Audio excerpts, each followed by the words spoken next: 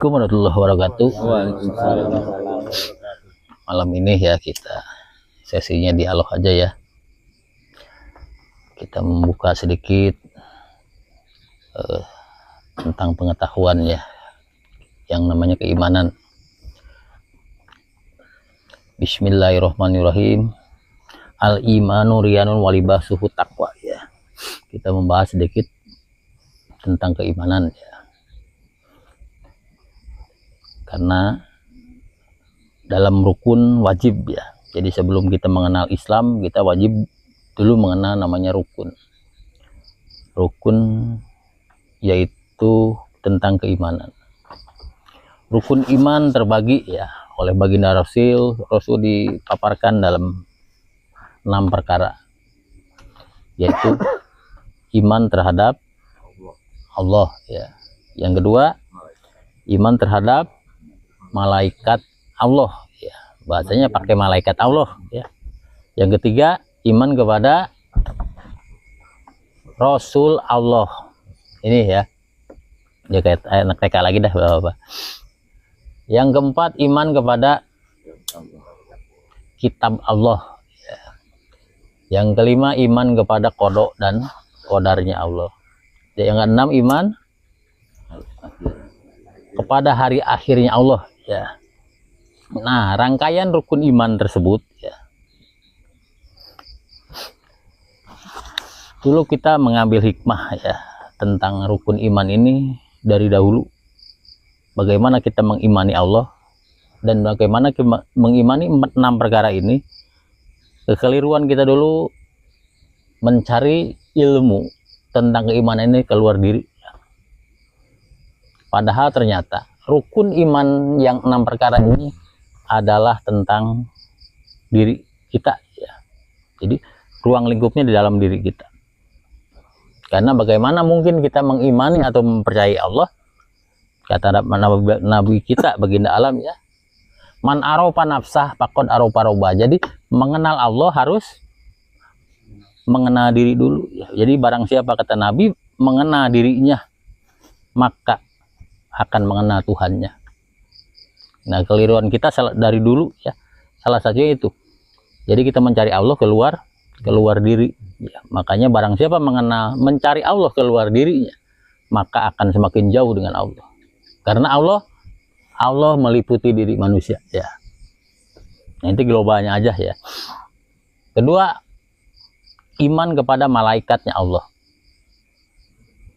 Nah, kita terkonsep ya seperti mendongeng, jadi menceritakan malaikat-malaikat yang ada di luar diri. Kita jarang membahas malaikat yang Allah siapkan dalam diri. Makanya dalam Al-Quran jelas ya. Jadi malaikat ada 10 ya. Muqarrabin itu, malaikat muqarrabin itu 10 malaikat yang mendesain, yang Allah meliputi di dalam diri manusia. Makanya dalam Al-Quran jelas ya. Lihat di surat Al-Haqqah ya, ayat 17 menerangkan tentang malaikat yang menjunjung arsy Allah. Nah, ini konsep bukan di luar diri ya.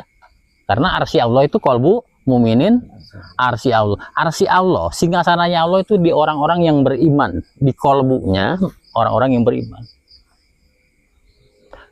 Dari 10 malaikat muqarrabin, kenapa dalam surat Al-Haqqah ini hanya dicantumkan 8 malaikat yang mampu menjunjung tinggi singgasananya Allah, yaitu qalbu. Nah, yang 2 malaikat ini justru bisa merobohkan. Jadi Hawa 2 malaikat ini. Malaikat apa? 1 malaikat atid ya. Jadi kita hidup di dunia ini jangan sampai ya. Jangan sampai banyak malaikat atid itu mencatat baik buruk kita. Karena atid itu adalah pencatatan amal buruk ya. Jadi kelakuan buruk bisa menghancurkan arsinya Allah. Kedua, malaikat malik. Malaikat malik itu penjaga neraka. Neraka yang di mana? Yang di diri dulu ya. Yang memegang hawa-hawa panas ya. Hawa-hawa tidak enak itu malaikat malik teman. Makanya jika kita melakukan keburukan, jika kita jolim ke orang, jika kita dengki ke orang, maka malaikat Malik itu akan bekerja, memberikan ke dalam hati manusia itu sifat panas ya, panas, tidak enak. Itu hawa panas namanya, itu adalah neraka namanya. Tapi kita bicara neraka yang didiri dulu. Nah itu. Yang ketiga, iman kepada Rasul Allah. Nah, Rasul Allah secara syariat tergambar ya dari Nabi Adam sampai Nabi kita Muhammad SAW. Itu secara syariat. Kita wajib mengenal para nabi. Tapi secara hakikat Rasul Allah itu satu ya. Ada kalimat asyhadu alla ilaha illallah wa asyhadu anna Muhammad dan Rasulullah. Secara sejatinya utusan Allah itu Allah cuma mengutus ke alam semesta ini satu, yaitu Muhammad. Tapi Muhammad secara hakikat ada di Adam. Muhammad secara hakikat ada di semua para nabi. Muhammad secara hakikat ada di semua insan manusia. Makanya mencari Muhammad Rasul Allah ini kemana? Ke dalam diri lagi. Makanya yakin ke Allah, yakin ke Muhammad dalam diri, ketemulah kalimat syahadat, baru ketemu di rukun Islam ya. Kita membahas dulu ya rukun keyakinan dulu ya. Terus yang keempat, iman kepada kitab Allah. Nah ini secara syariat kitab Allah itu kita yang dibilang Quran ya, atau Furqanil Azim. Secara syariat wujudnya yang sering kita baca. Tapi secara hakikat ruh Quran ini dipegang di mana? Di sini ya. Yang namanya Nur Muhammad. Nur Muhammad itu wujud diri Allah yang berupa nur di sini. Itu sejatinya manusia.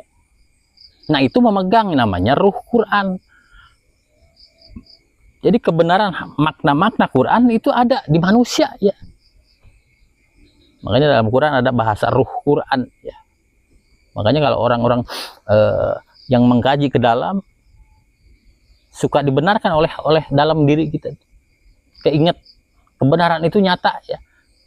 Jadi jika orang membacakan Al-Quran secara makna ke seseorang itu akan sadar bahasanya, oh ini menyampai ke hati, padahal ada memang di situ. Jadi petunjuk Allah ada di manusia itu sendiri ya. Sejatinya petunjuk itu ada di manusia. Ruh Quran ada di manusia. Nah ini yang kelima, ini ringkasannya aja ya. Yang kelima adalah kodok kodar. Kodok kodar ya, secara syariat itu ketetapan Allah tentang nasib dan takdir. Tetapi secara hakikat, nah ini secara hakikat kita diberikan kitab ya, atau buku. Setelah lahir kita sampai beranjak kita dewasa, akhir balik, kita catatan itu kosong ya. Makanya siapa yang mencatat buku tersebut atau kitab tersebut? Yang namanya Ilin Sijin. Itu diri kita ya. Jadi catatan kodok kodarnya manusia itu dicatat oleh dirinya sendiri. Apa yang dicatat itu perilaku ya. Baik buruk manusia akan tercatat. Inna nahnu nuhil mauta wa naktubu ma qaddamu wa asainahu fi imamin mubin. Di surat Yasin ya, ayat 12 jelas. Jadi hidup mah jangankan kita jahat ke orang.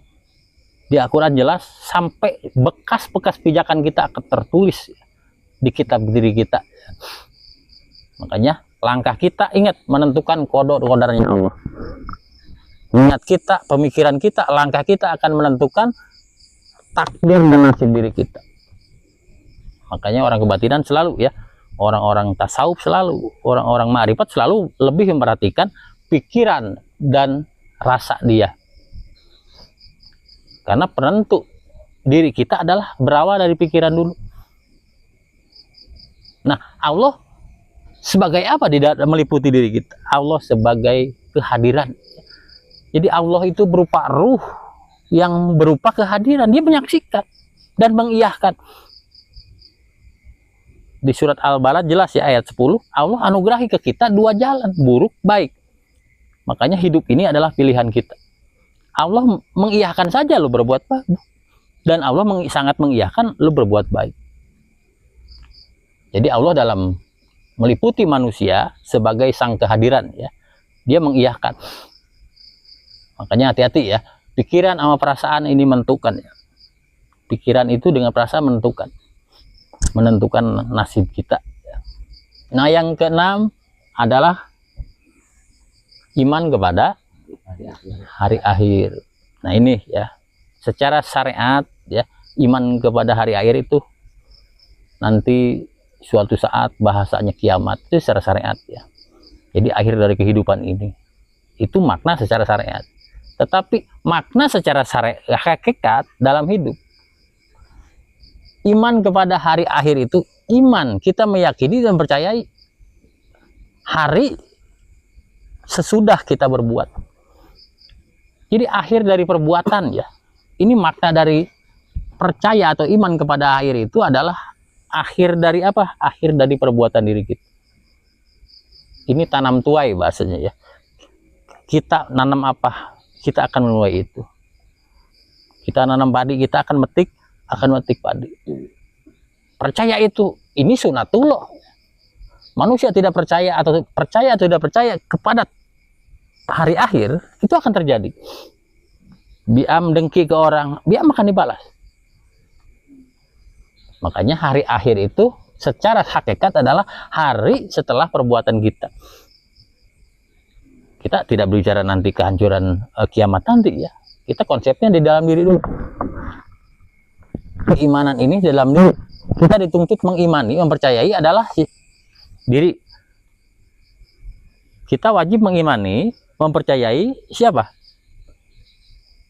Berarti diri kita. Diri kita nih yang ini wajib mengimani dan percayai 6 hal ini.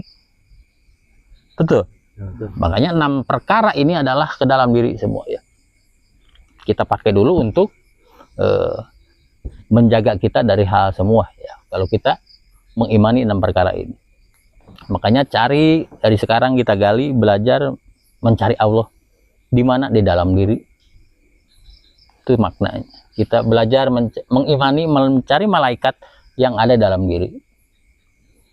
Sampai iman kepada hari akhir yang ada dalam diri kita. Itu ya sekilas tentang rukun iman ya. Sok, ada yang bertanya silahkan. Pak Topik, Pak Omen silahkan. Diam, jangan nanya lah.